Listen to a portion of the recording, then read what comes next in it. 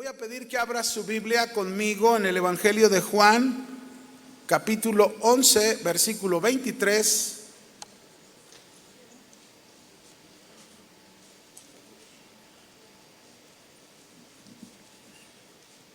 Juan 11, 23.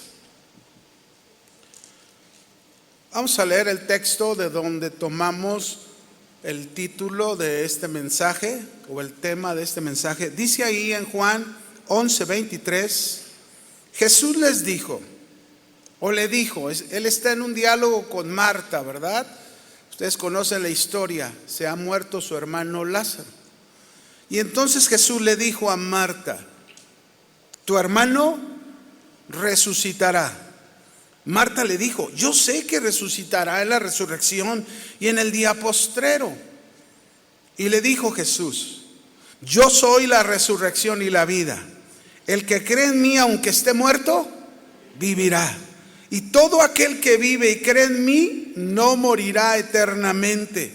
¿Crees esto? ¿Creen esto, hermanos? Le dijo, sí, Señor. Fíjese la respuesta de Marta. Me imagino que se lo ha de haber dicho muy enjundiosa, ¿no? Sí, Señor, yo he creído que tú eres el Cristo, el Hijo de Dios que has venido al mundo. El título del mensaje que Dios me dio para ponerle es la esperanza más grande de una familia. ¿Cuántas familias hay esta tarde?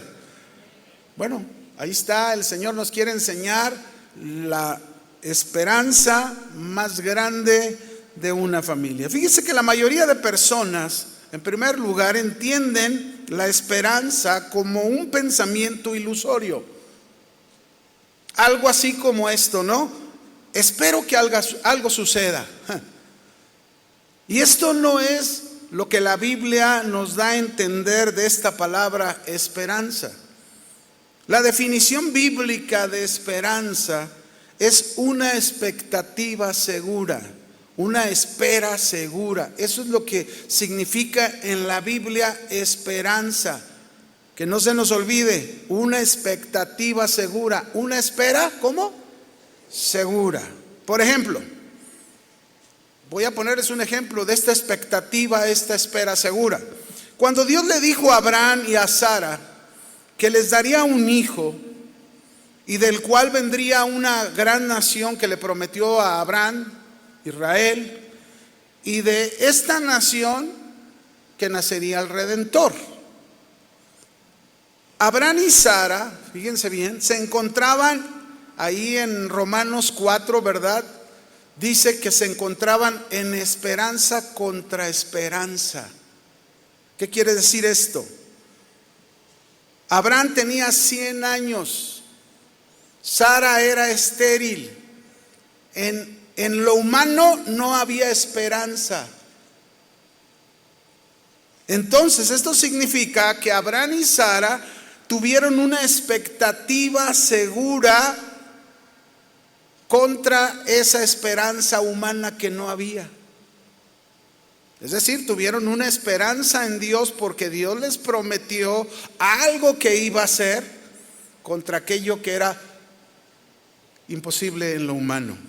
Y mire, Romanos 4:21, cómo Abraham ahí confirma esa esperanza que él tuvo en lo que Dios le dijo, ¿verdad? Una espera segura. Dice, aquí dice de Abraham, Romanos 4:21, plenamente convencido que Dios era poderoso para hacer todo lo que le había prometido. ¿Cuánto estaba convencido Abraham que Dios podía hacer de lo que le había prometido? Todo. Aunque no lo veía todavía, porque esa es la esperanza, que no lo vemos. Porque si lo viéramos, pues ¿cuál esperanza?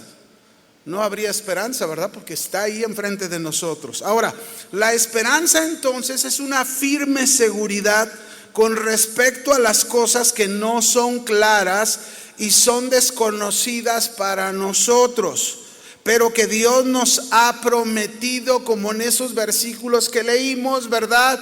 Jesús le dice a Marta, tu hermano resucitará. Y ella dice, sí, yo sé que va a resucitar. Y bueno, conocía de las escrituras del Antiguo Testamento y ella tenía esa fe de que habría resurrección, pero era como algo ilusorio, ¿verdad?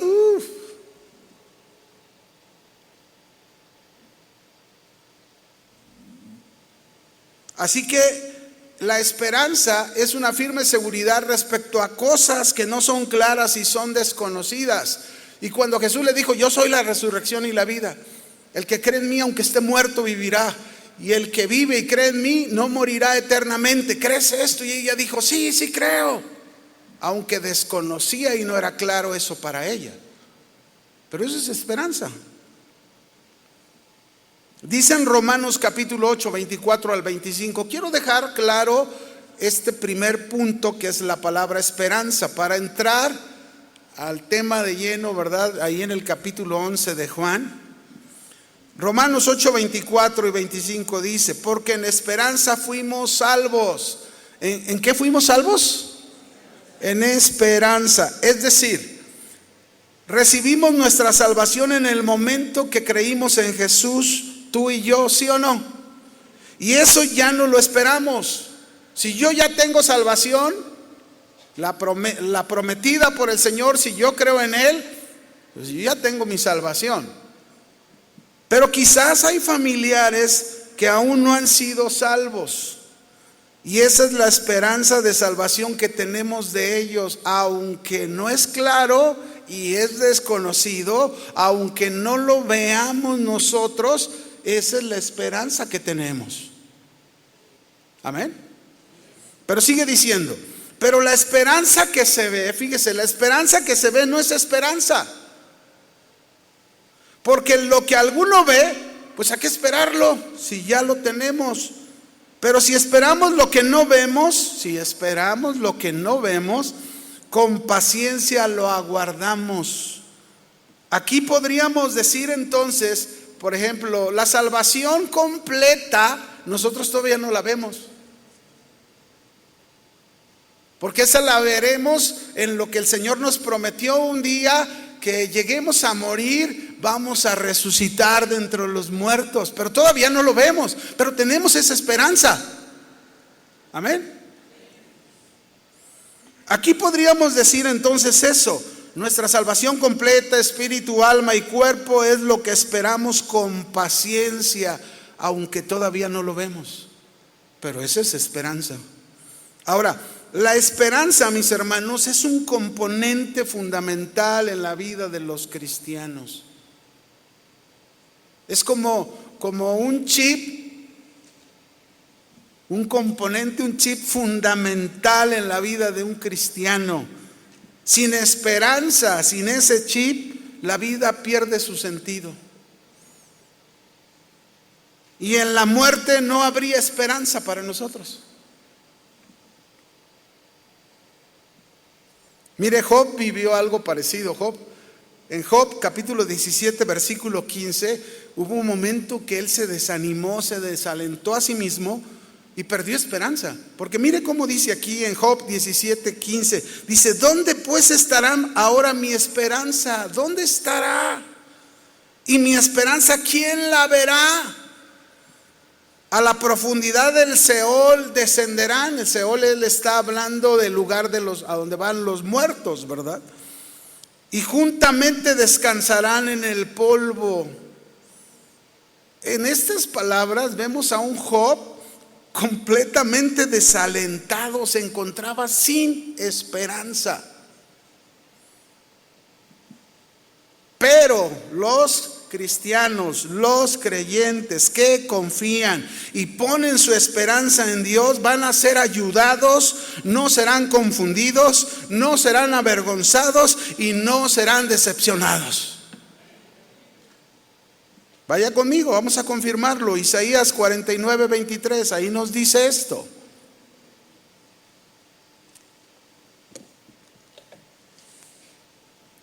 Isaías 49, 23 nos dice, está hablándole Dios por medio del profeta Isaías al pueblo de Israel.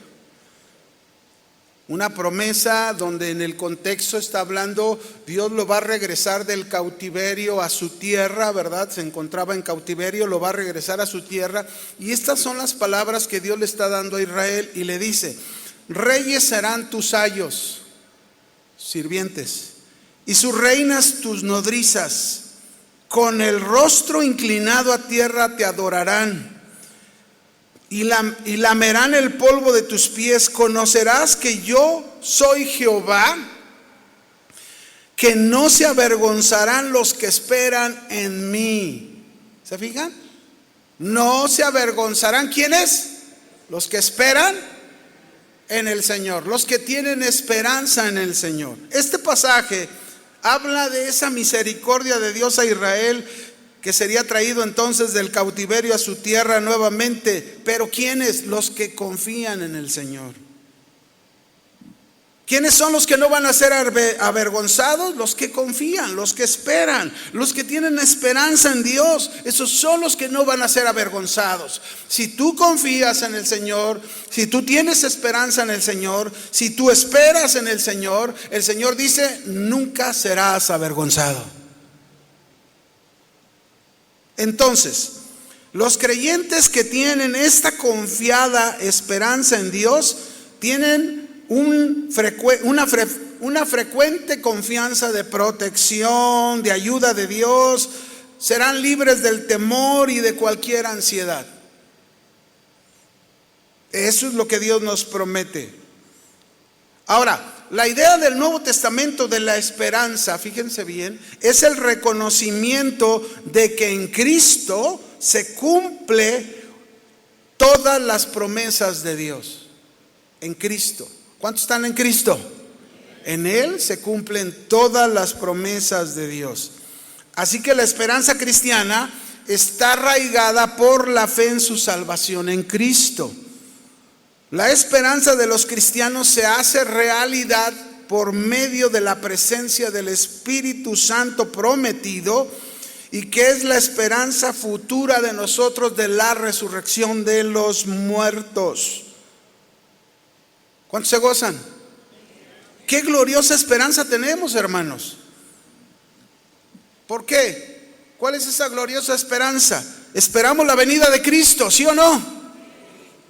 Esperamos la transformación completa de nuestra vida a la semejanza de Cristo, ¿sí o no?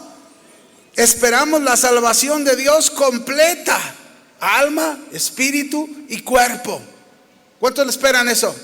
Esa es nuestra esperanza. Ahora, la certeza de este bendecido futuro está garantizada a través de la morada del Espíritu Santo en nosotros, hermanos. ¿Cuántos tienen a Cristo como su esperanza?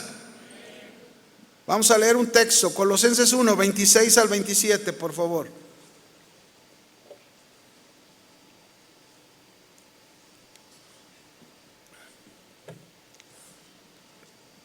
Dice la Escritura: el misterio que había estado oculto desde los siglos y edades, pero que ahora ha sido manifestado a sus santos. ¿Quiénes son los santos? Los cristianos, los creyentes. Aquello que estaba oculto ha sido revelado, ha sido manifestado. ¿Qué es eso? Cristo. Y dice el 27: a quienes Dios quiso dar a conocer, los creyentes, las riquezas de la gloria de este misterio entre los gentiles. Y vea cuál es ese misterio: que Cristo en vosotros, la esperanza de gloria.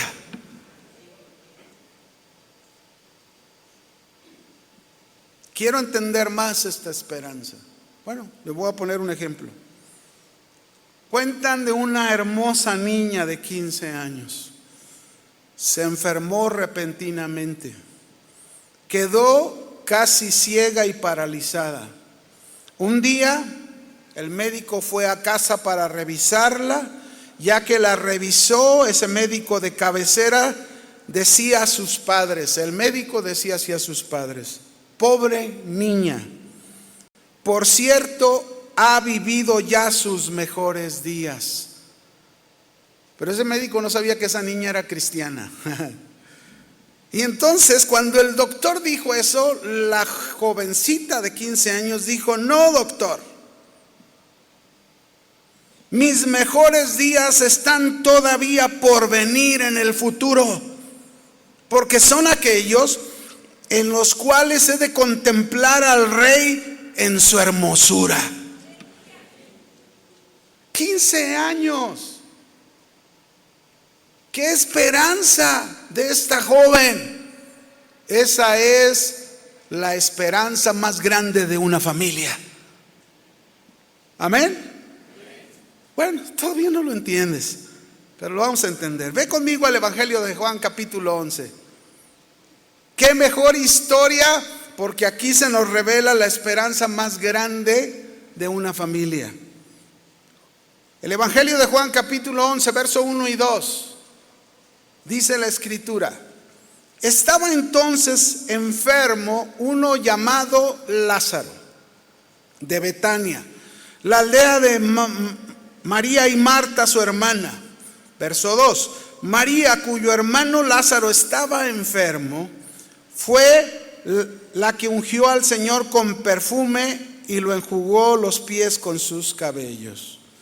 Yo puedo tomar un primer punto de estos dos versículos, que tiene que ver con la familia, que tiene que ver con nuestras vidas. Y en este primer punto yo pondría: alguien ha enfermado en la familia. Alguien está pasando problemas en la familia. ¿Sí o no pasa eso? A ver, ¿pasa o no, hermanos? ¿Pasamos por problemas como familias? ¿Alguien enferma en la familia? Y a veces ese que enferma está grave, ¿sí o no?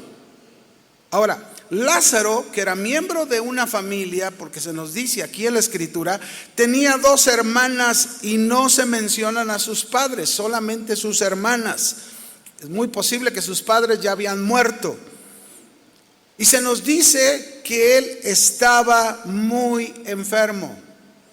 Esta familia vivía en Betania y eran muy amigos de Jesús, muy cercanos a Jesús.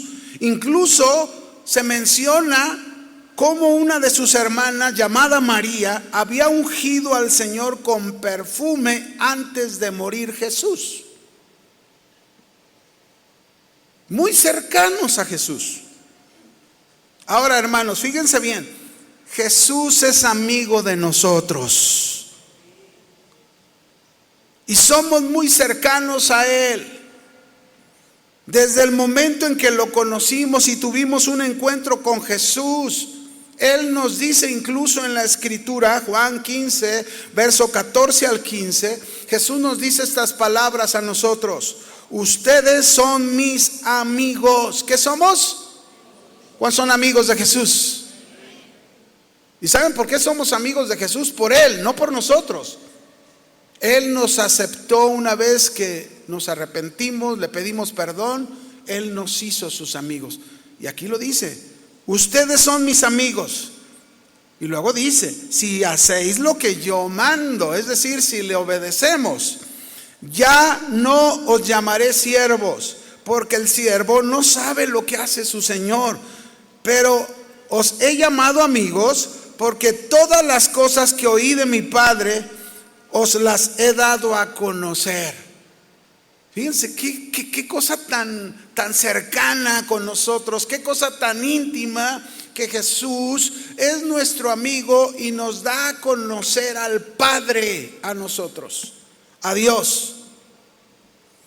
Así que usted y yo somos amigos de Jesús, como lo era Lázaro.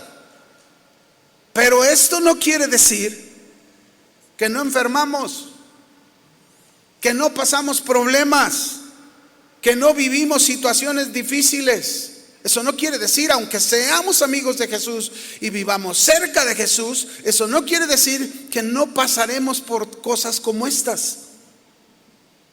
Por ejemplo, los discípulos de Jesús ya tenían tiempo andando con Jesús, y en una ocasión Jesús les dice: pasemos al otro lado. Se subieron a la barca, iba Jesús con ellos y vivieron una experiencia muy fuerte en medio del mar. se estaban hundiendo en la barca. Pasaron una situación difícil, aunque Jesús estaba cerca a ellos. Claro, Jesús lo despertaron, ¿verdad? Señor, ¿no te da cuidado que perecemos? Se levanta el Señor, calma el viento, calma el mar, y les enseña quién es el que está a su lado, ¿no? Pedro y Juan pasaron por problemas, los metieron a la cárcel, los golpearon por la sanidad de un cojo en el templo de la Hermosa. Aunque estaban muy cerca de Jesús y eran amigos de Jesús, pasaron por problemas. Pablo, mis hermanos, el gran apóstol del Señor para los gentiles, pasó por momentos difíciles de salud. Muchos dicen que el gran problema eran sus ojos, que estaba perdiendo la vista, ¿verdad? Y él estaba sufriendo mucho con su vista. Había orado a Dios: Señor, quita de mí. Y Dios le dijo: bástate mi gracia, porque mi poder se perfecciona en tu debilidad. Mis hermanos, el ser amigos de Jesús, mientras estemos en este mundo y con este cuerpo corrupto, vamos a pasar momentos complicados, quizás de salud, quizás algún problema serio, porque Jesús mismo nos dijo que pasaríamos por esos momentos, como lo estaba viviendo Lázaro. Dice Juan 16:33, estas cosas les he hablado, para que en mí tengan paz, pero en el mundo tendrán aflicción. ¿Qué vamos a tener en el mundo? Y entre una de las definiciones de aflicción se está refiriendo a angustias, sufrimientos, dolor, presiones. Todo eso significa aflicción. Pero confíen, yo he vencido al mundo. ¿Qué nos pide el Señor? Tengamos esperanza. Aunque no lo veamos en el momento, cuando estamos pasando las circunstancias, tengamos esperanza confiando en el Señor, porque Él ha vencido todas esas cosas. Somos amigos de Jesús entonces, ciertamente. Y Él nos dijo que en este mundo pasaremos muchas cosas: problemas, enfermedades, molestias, situaciones difíciles como familias. Así sucedió con Lázaro, miembro de una familia. Él enfermó y estaba grave. Y es aquí, en estas cosas que pasamos, mis hermanos, que nos atormentan, que tú y yo necesitamos la esperanza que nos da el Señor. Amén. Vamos a seguir. Juan 11, verso 3 y 4. Enviaron pues las hermanas para decir a Jesús: Señor, he aquí el que amas está enfermo. Fíjense, el que amas está enfermo.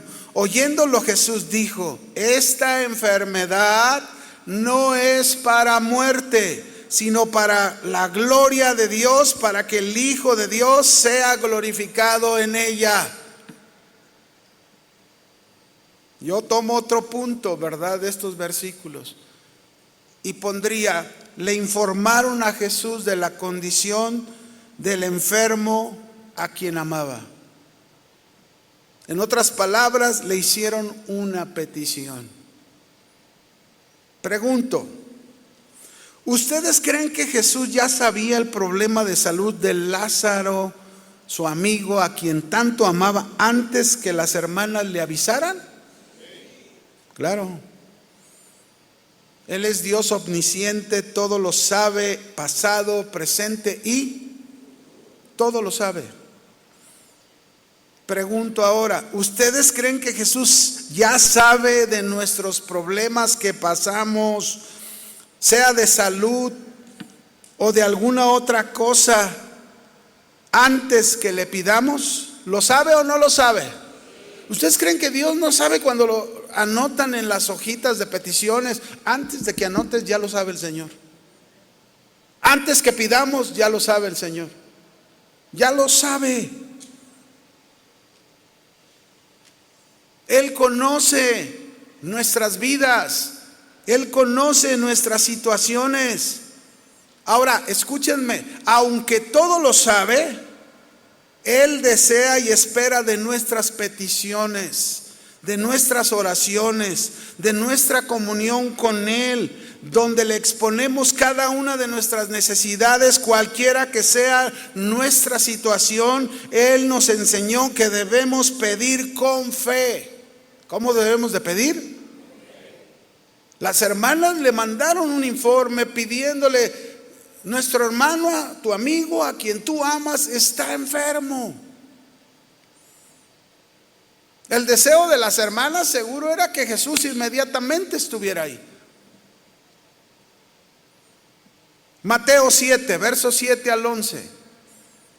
Vamos a ver cómo el Señor le gusta que tú y yo seamos bien pediches. Pero claro, nuestras peticiones tienen que estar en el rubro de la voluntad de Dios, lógico. No vamos a pedir por cualquier cosa, pero sí, cuando tenemos situaciones difíciles en la familia, tenemos que pedir. Como las hermanas le mandaron esa petición a Jesús de su hermano. Dice aquí Mateo 7, 7 al 11: pedid y se os dará, buscad y hallaréis, llamad y se os abrirá. Porque todo aquel que pide recibe, y el que busca halla, y el que llama se le abrirá. ¿Qué hombre hay de vosotros que si su hijo le pide un pan, le va a dar una piedra? O si le pide un pescado, le va a dar una serpiente? Pues si ustedes, siendo malos, saben dar buenas dádivas a sus hijos, vean lo que dice el Señor, cuánto más vuestro Padre que está en los cielos dará buenas cosas a los que le pidan. ¿Qué nos va a dar a los que le pidamos? Si estás clamando por algo en tu familia, si estás pidiendo por algo en tu familia, el Señor dice que Él nos dará buenas. Dígalo, buenas, no malas.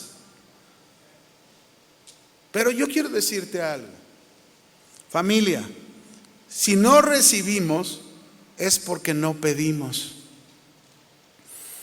Y si pedimos y no recibimos es porque no lo estamos haciendo con fe. Tenemos que tener fe. Y la fe es insistente, la fe no desmaya, la fe no se cansa, la fe está ahí firme una vez, otra vez, otra vez, otra vez, otra vez, y no piensa otra cosa más que en la esperanza de la promesa de Dios.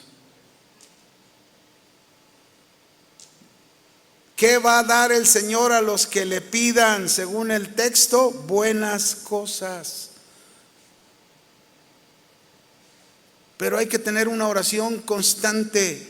Quizás ya tienes tiempo pidiendo algo, pero no desistas, no desmayes, no te canses, porque esa es la esperanza. Y en su momento el Señor te va a responder, como lo hizo con las hermanas de Lázaro. Jesús nos enseña, familias, a tener esperanza. Y que esta esperanza la mostremos pidiendo sin desmayar. Eso es esperanza. Orando constantemente, esperando una respuesta a nuestra oración. Y sobre todo cuando oramos, Él quiere que mostremos nuestra confianza en Él, que Él tiene el control y el cuidado de todo. Amén. Lucas 18:1, Jesús dijo: también le refirió Jesús una parábola sobre la necesidad de orar siempre y no desmayar. Ahí está, la oración constante: el que pide se le dará, el que llama se le abrirá, el que busca encontrará, ¿verdad? Porque Dios, a los que le pidamos, ¿verdad?, dice el Señor, nos dará buenas cosas. Pero también en esos versículos que leímos de Juan 11, el verso 4, nos dijo, oyendo Jesús esa petición, dijo: esta enfermedad no es para muerte, sino para la gloria de Dios, para que el Hijo de Dios sea glorificado por ella. Diga amén, porque así es. Mis hermanos, Jesús escucha nuestras peticiones, como escuchó la información, la petición de las hermanas de Lázaro. Y seguro nos contesta de la misma manera que a ellas Jesús a nosotros. Esto que estás pasando, esta enfermedad, no es para muerte. Este problema no es para tu fin. Esta situación que estás pasando no es para destrucción, sino para que la gloria de Dios se manifieste, sino para que el Hijo de Dios sea glorificado por medio de ella. Es decir, si le va a dar un aplauso, déselo fuerte al Señor.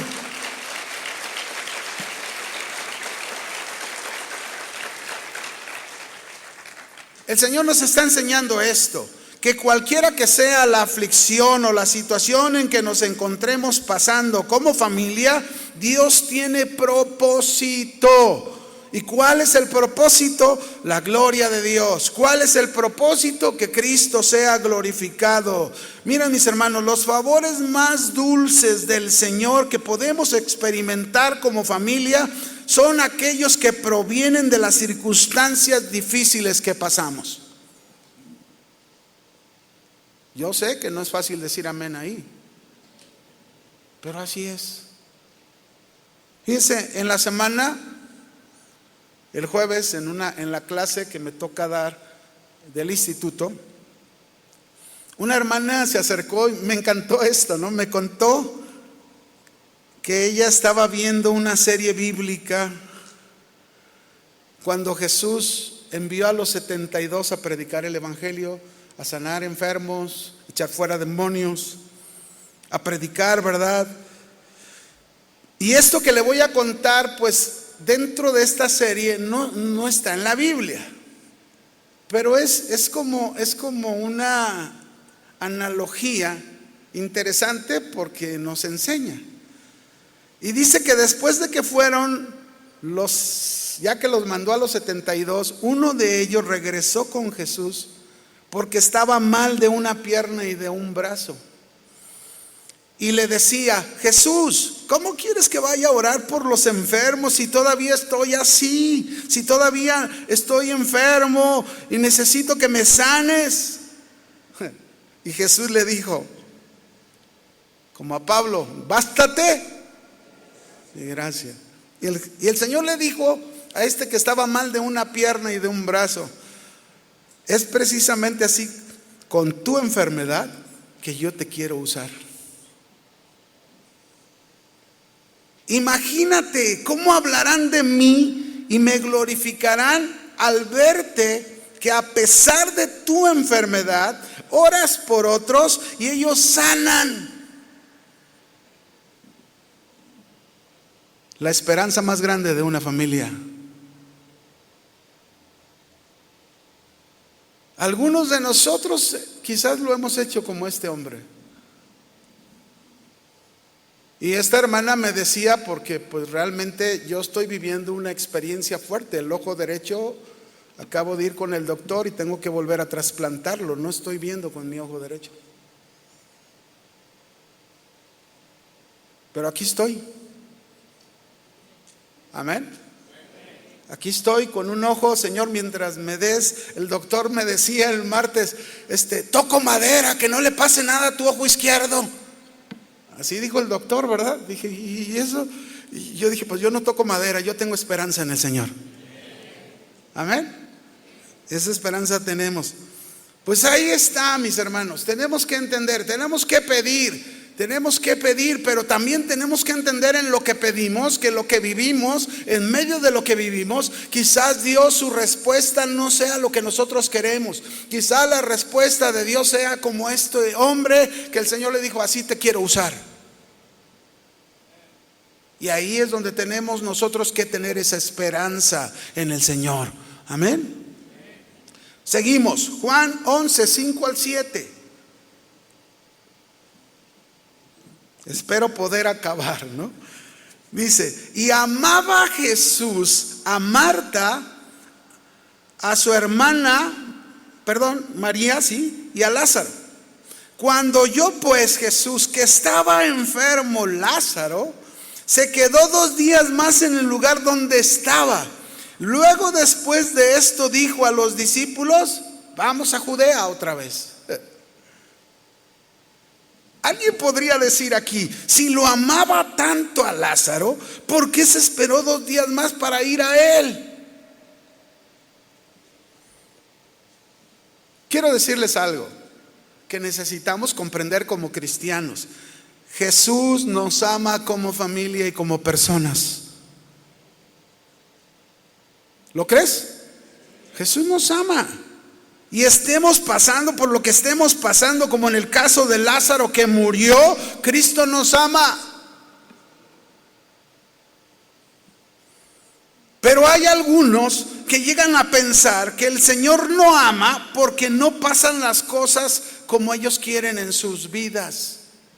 Por ejemplo, hay alguien que dice: ¿por qué prometió Dios o por qué permitió más bien Dios esta enfermedad de cáncer en esta jovencita tan chica? ¿Por qué Dios permitió eso? Otros dirían: si amara a Dios tanto como dicen, pues no permitiría que tantos niños sufrieran. ¿Por qué dice que ama? Dice una mujer: ¿por qué dice que ama si estoy deshecha de sufrimiento que no puedo contener?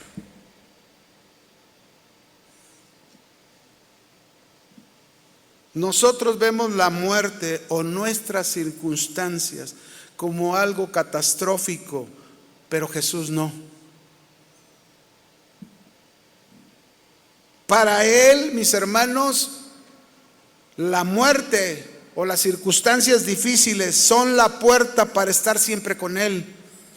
Es el cumplimiento de la gran promesa de redención. Es el día de graduación. Él ve nuestras circunstancias no catastróficas, sino para bien de nosotros. Es por ellas que somos refinados, moldeados y beneficiados.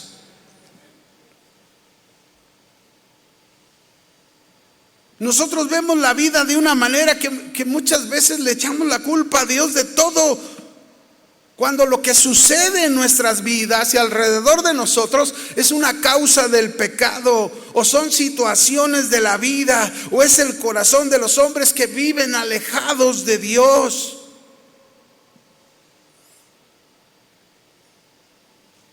Cuando Jesús oyó de Lázaro que estaba enfermo, se quedó 2 días más donde estaba. ¿Por qué lo hizo? Y aquí es donde entra un principio para nosotros.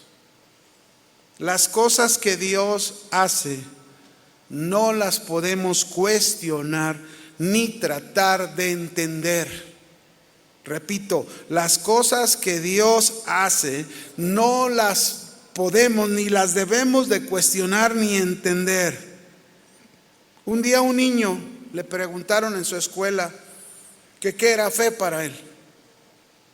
Y el niño bien sencillo contestó: fe es confiar y obedecer sin preguntar. ¿Verdad que es bien sencillo? Fe es confiar y obedecer sin ¿qué? No preguntes. Deja que Dios obre, ten esperanza, confía, obedece. Lo que sí debemos entender, mis hermanos, en medio de lo que vivimos, que el Señor lo que hace está bajo su soberanía, bajo su sabiduría, bajo su conocimiento. Él no solo ve el presente que nosotros vemos, Él ve el futuro. Él conoce del futuro lo mejor para nosotros. Jesús sabía muy bien lo que pasaría por causa de este suceso de Lázaro. Él lo sabía muy bien. Sus hermanas no, mucha gente no. Jesús sabe muy bien lo que va a pasar detrás de cada suceso en nuestras vidas como familias.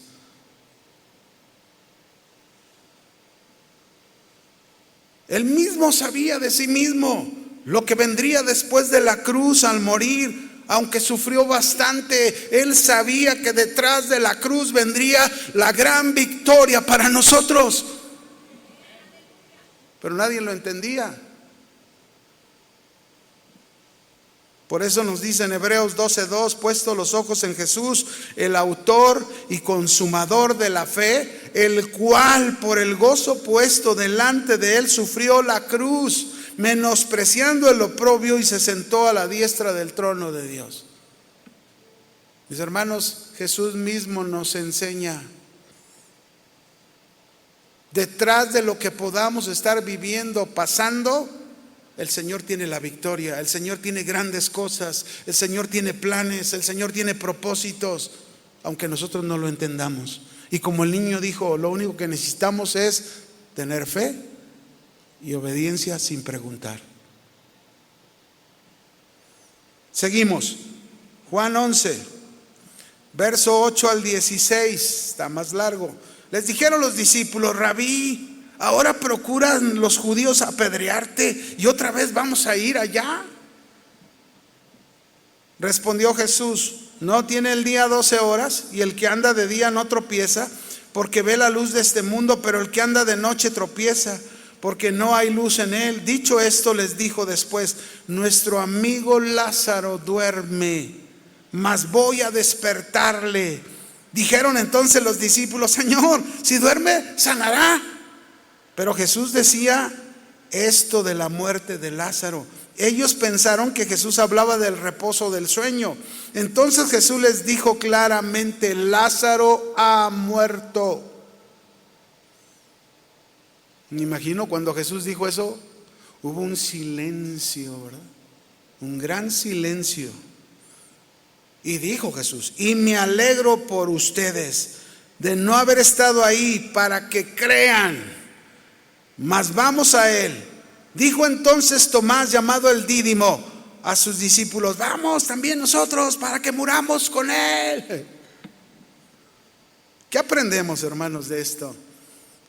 Vuelvo a poner yo un punto ahí. Jesús dijo a sus discípulos: Lázaro ha muerto, vamos a él. Ese sería el punto que yo pondría.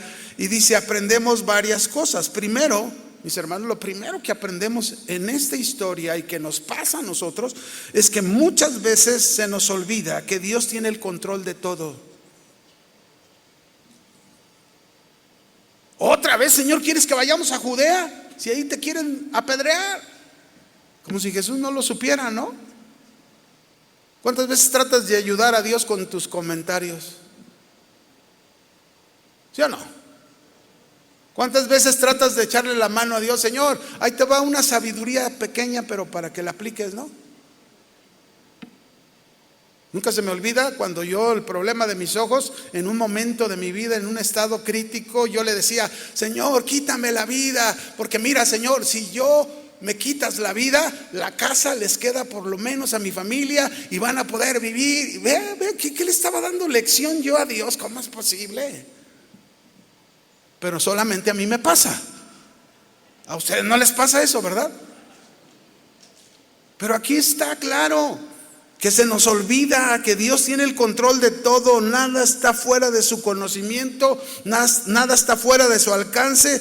Y esto nos habla de falta de fe de quién es Él. ¿Quién es el Dios en el cual hemos creído tú y yo? Pablo en 2 de Timoteo 1:12 llegó a decir: por lo cual asimismo padezco esto. Estaba en la cárcel, ese era su padecimiento por predicar el evangelio. Pero no me avergüenzo, dijo Pablo, porque yo sé a quién he creído y estoy seguro que es poderoso para guardar mi depósito para aquel día. ¿Cuál día?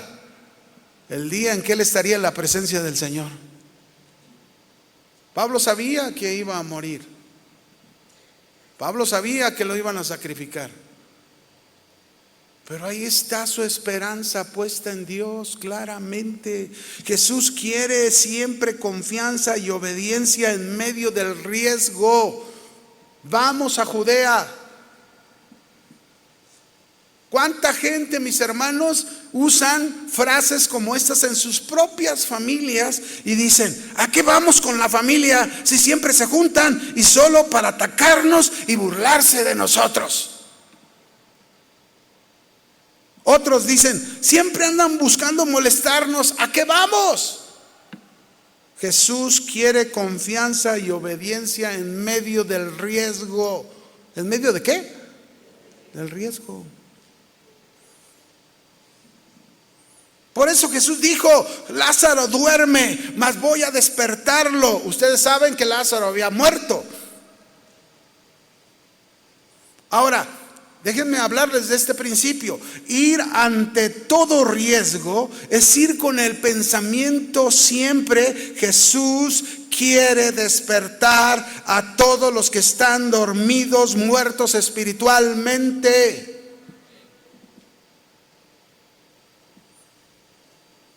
Por eso dice el Señor, despiértate tú que duermes y levántate de entre los muertos y te alumbrará Cristo. Pero ¿cómo van a despertar los muertos espirituales si tú los rehusas en tu familia? ¿Quién puede despertarlos alumbrando sobre sus vidas y ayudarlos a ir con Dios para ser nuevas criaturas? Se ocupa asumir el riesgo. ¿Quién podría despertar a Lázaro? ¿Quién? Solo Cristo. Solo Cristo, mis hermanos.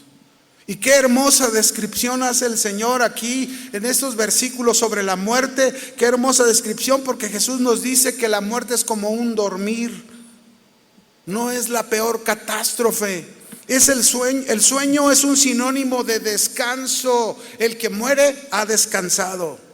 Es sinónimo de no preocupación. El que muere ya no está preocupado si sube el dólar, si el dólar, que si queda presidente fulano, que va a pasar esto, que va a pasar. Ya no hay esa preocupación. Es sinónimo de no saber los males de esta vida, no enfermedades, no cáncer, no esto, no aquello, no nada.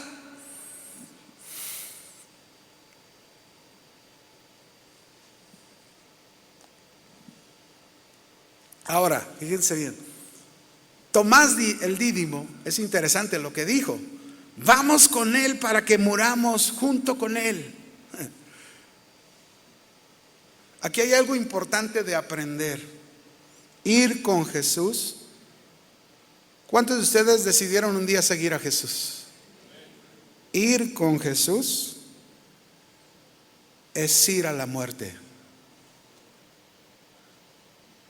Jesús lo dijo, Mateo 16:24. Él dijo a sus discípulos, si alguno quiere venir en pos de mí, niéguese a sí mismo, tome su cruz. ¿Y para qué íbamos a tomar la cruz? Para morir. El mundo te va a decir, quiérete a ti mismo, ámate a ti mismo, tú lo puedes, tú eres un campeón, tú eres muy esto y aquello, cuando Cristo te está diciendo, hay que morir a ti mismo. Familias, debemos morir a nosotros mismos si seguimos a Jesús. Esa es nuestra esperanza. Vamos a seguir, porque el tiempo se nos va. Juan 11, 17 al 27. Esta es la esperanza más grande en este párrafo, el centro de este mensaje. Vino pues Jesús y halló que hacía 4 días que Lázaro estaba en el sepulcro. ¿Cuántos días? 4. Betania estaba cerca de Jerusalén, como a 15 estadios. Y muchos de los judíos habían venido a Marta y a María para consolarlas por su hermano. Entonces María, cuando oyó que Jesús venía, salió a encontrarle, pero Marta, y María se quedó en casa. Y Marta dijo a Jesús, Señor, si hubieses estado aquí, mi hermano no habría muerto. Mas también sé que ahora todo lo que le pidas a Dios, Dios te lo dará. Y la respuesta de Jesús le dijo, tu hermano resucitará. Marta le dijo, yo sé que resucitará en la resurrección en el día postrero. Y le dijo Jesús, yo soy la resurrección y la vida. El que cree en mí, aunque esté muerto, vivirá. Y todo aquel que vive y cree en mí no morirá eternamente. ¿Crees esto, Marta? Y le dijo: sí, Señor, yo he creído que tú eres el Cristo, el Hijo de Dios, que has venido a este mundo. El punto que yo saco aquí: Jesús le reveló a Marta la esperanza más grande de una familia. ¿Cuál es la esperanza más grande de una familia? Primero déjeme explicarle para que lo entendamos. Jesús llegó a Betania y ya habían pasado 4 días que Lázaro había muerto. Esto sería la señal más contundente que Jesús es el Hijo de Dios, al levantar a alguien que su cuerpo ya estaba en plena descomposición. Todos los muertos que Jesús había resucitado en la Biblia fueron en el momento, pero aquí habían pasado, ¿cuántos días habían pasado? 4 días. Ahora escúchenme, no importa cuánto tiempo tenga alguien de tu familia alrededor de ti muerto espiritualmente, Jesús es la esperanza más grande para ti, para tu familia. No importa cuánta descomposición haya en tu familiar, Dios hará el milagro. Y muchos aquí dudan, desconfían, no manifiestan su esperanza. Se ve que la familia en el caso de Lázaro era muy conocida y ellos habían muchos haciendo el papel de consolar a las hermanas de Lázaro, a Marta y a María. Muchas amistades, eran muy amigables, parece. Había muchos tratando de consolarlos, pero déjenme decirles algo. Pero la realidad es que no hay mayor consuelo, mayor fortaleza que la que el Señor puede dar. No lo hay. Yo recuerdo a un amigo pastor hace muchos años. Él todavía pastorea una de las casas de oración. Hubo un momento muy difícil en su vida. Su hijo murió de cáncer ahí en las especialidades del civil, la torre de especialidades. Yo llegué a ir, estuve con él todo el tiempo apoyándolo, consolándolo, y así como su servidor habíamos muchos, pero el mayor consuelo que este pastor recibió fue el que Dios le dio y le fortaleció para continuar adelante. Este fin de semana, mis hermanos, nuestros hermanos pastores de Tequila atravesaron por un momento difícil, lo siguen atravesando. Su hija menor partió con el Señor por un accidente. Ellos recibieron el consuelo, el apoyo de muchos hermanos, pero ellos han recibido el mayor consuelo y fortaleza hasta el día de hoy que el Señor da para seguir adelante, porque yo los veo y yo pude ver en Facebook, mi hija me enseñó lo que una de sus hijas subió ahí en Facebook, la esperanza con la que ella hablaba en ese Facebook. Un día nos volveremos a ver. La muerte no es catastrófica.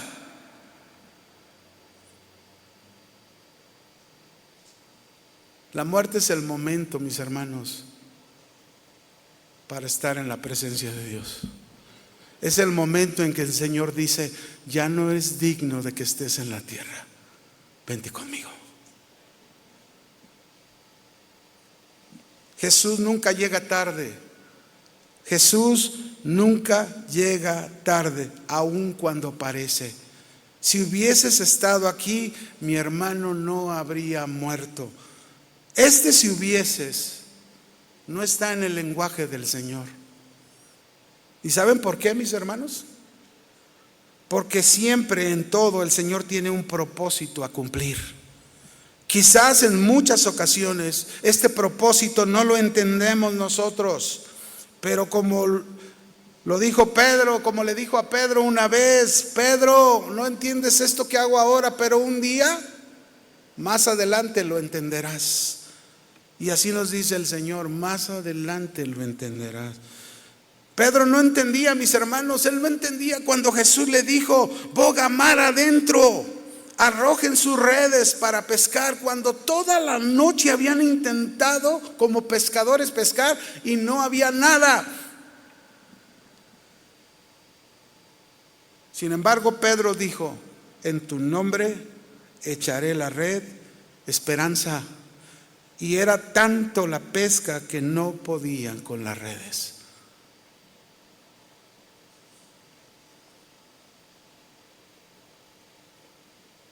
La esperanza más grande de una familia. ¿Saben cuál es la esperanza más grande de una familia? Tenemos un Cristo resucitado. Esa es la esperanza más grande de una familia. Tenemos a Cristo resucitado. Los que esperan en Cristo van a ver el poder de Cristo exaltado, manifestado en sus vidas, aún en la muerte.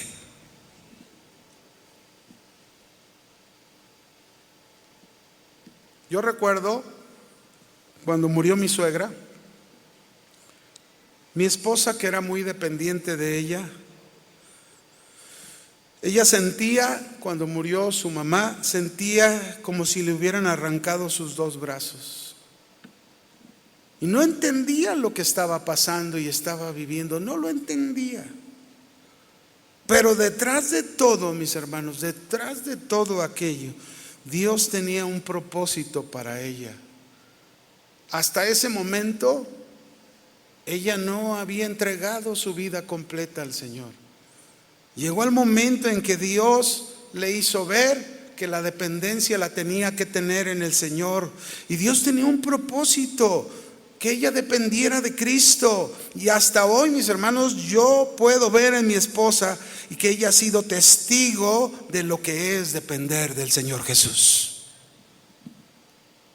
Dios siempre tiene un propósito, siempre. No hay ninguno que no. Esa es la esperanza más grande, tener a Cristo resucitado, porque tenemos el poder de Él de nuestro lado, el poder que es sobre la muerte, el poder que es sobre todo, porque en el nombre de Jesús es el nombre sobre todo nombre.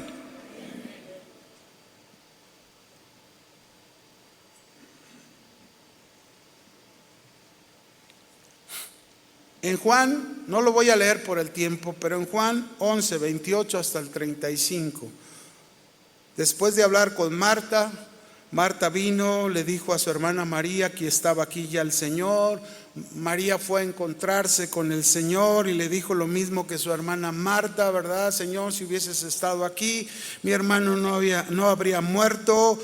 Y dice que Jesús, al verla llorando a María y a los judíos que la acompañaban también llorando, se estremeció en espíritu, se conmovió y dijo: ¿dónde lo pusieron? Y le dijeron: Señor, ven y ve. Y dice el verso 35, donde me quiero centrar: y Jesús lloró.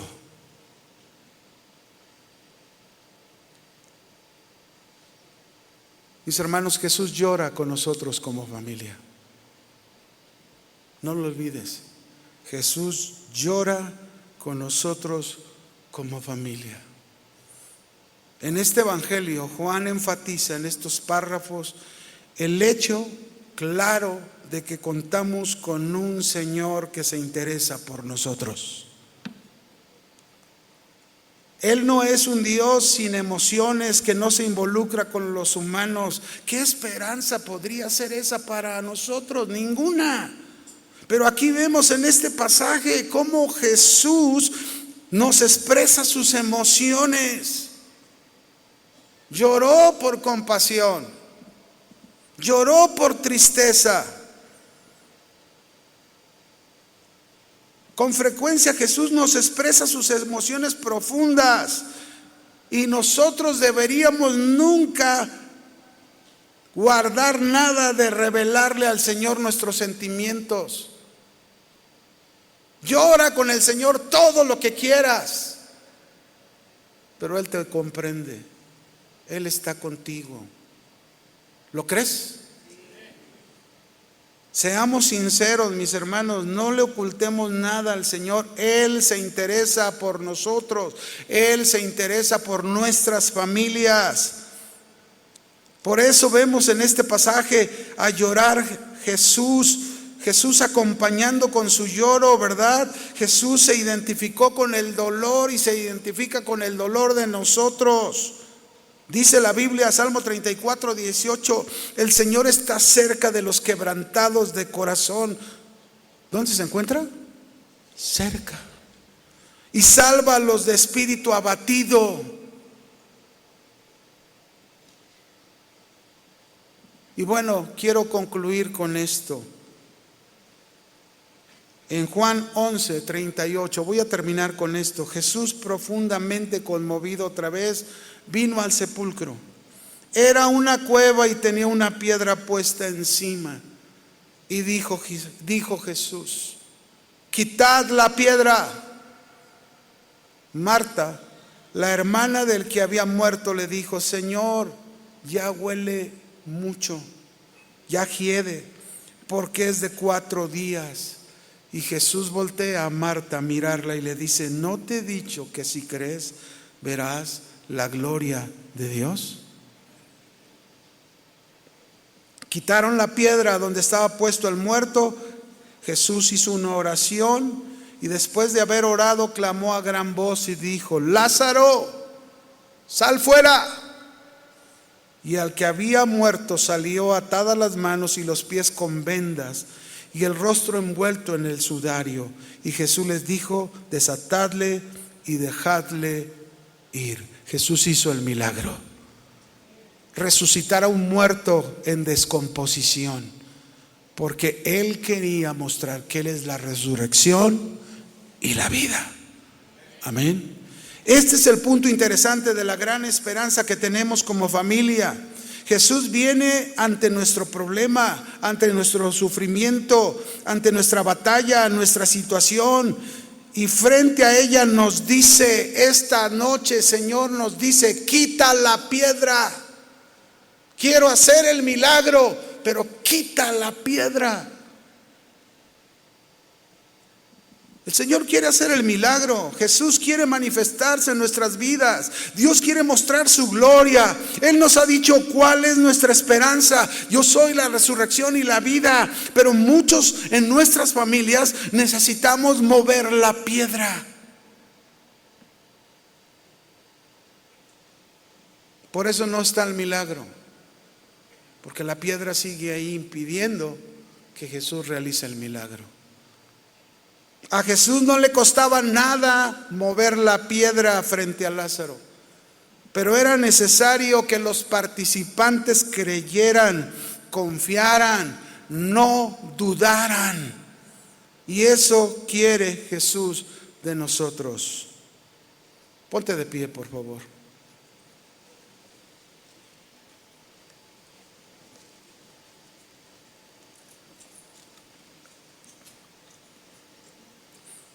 Eso quiere Jesús de nosotros. Quita la piedra.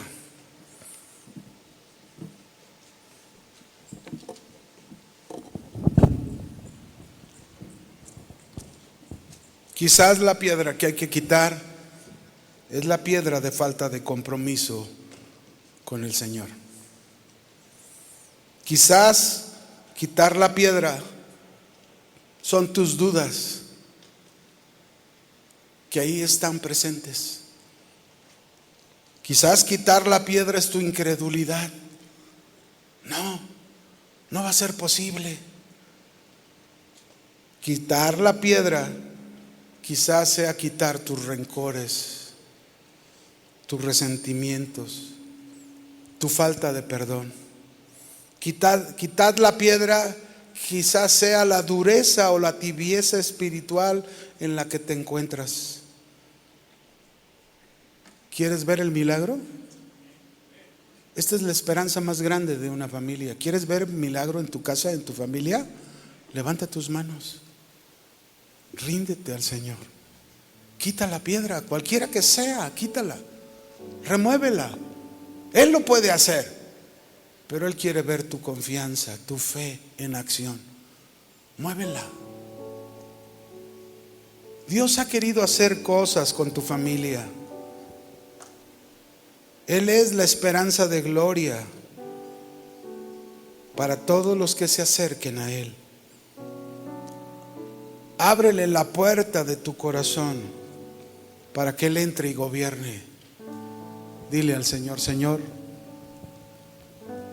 yo quito la piedra en este momento. Tú eres mi más grande esperanza. Si he dudado muchas veces que ese hombre muerto pueda resucitar, si he dudado muchas veces de esa hija muerta espiritualmente pueda resucitar, si he dudado, Señor, de unos padres que están muertos espiritualmente que puedan resucitar, hoy muevo la piedra de mi incredulidad, hoy muevo la piedra de mi duda, Señor, y confío plenamente en ti. Tú eres la resurrección y la vida. En ti está el poder, Señor. Si venciste a la muerte, ¿qué no podrás vencer en nuestras vidas? Aquí estamos, Señor, confiando en ti, esperando que tú hagas esa gran obra y nosotros podamos poner toda nuestra esperanza en ti. Levanta tus manos y dile: tú eres mi esperanza. Díselo: tú eres mi esperanza. Tú eres la esperanza para cambiar mi corazón. Tú eres la esperanza para cambiar mi familia. Tú eres la esperanza, Señor, para que un día yo pueda estar completamente contigo y disfrutar de ti. Adóralo, adóralo.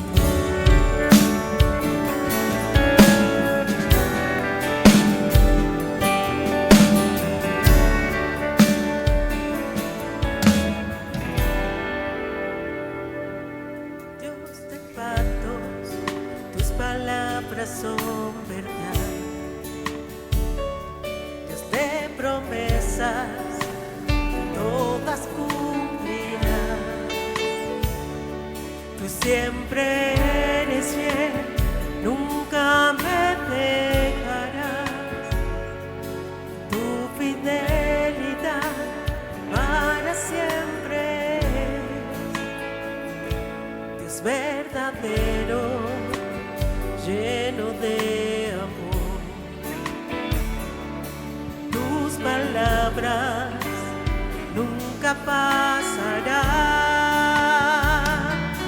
aunque sea infiel, tú siempre eres fiel. Tu pensamiento no lo puedo comprender.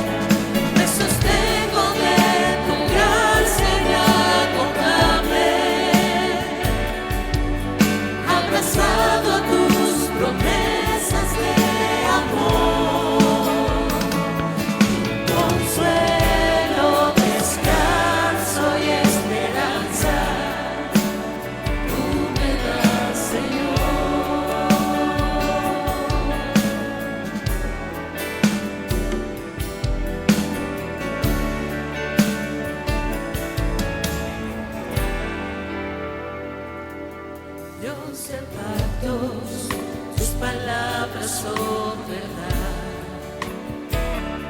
Dios de promesas, todas cumplirás. Siempre eres fiel, nunca me dejarás. Tu fidelidad para siempre es verdadero, lleno de amor. Tus palabras nunca pasan.